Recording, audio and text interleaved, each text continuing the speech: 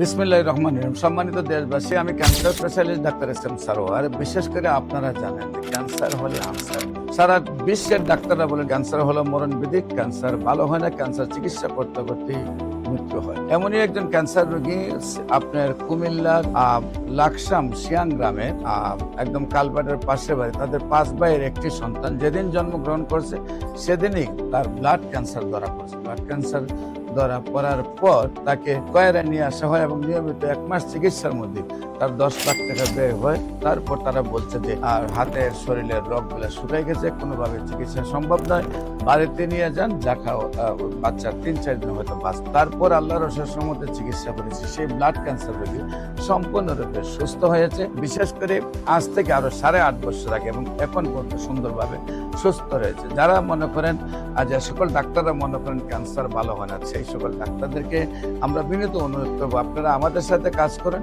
ইনশাল্লাহ 6 মাস কাজ করলে আপনিও বলবেন ক্যান্সার সম্পূর্ণরূপে সুস্থ হয়। আমরা সবাই মিলে পৃথিবীটাকে ক্যান্সার মুক্ত একটি পৃথিবী করতে চাই।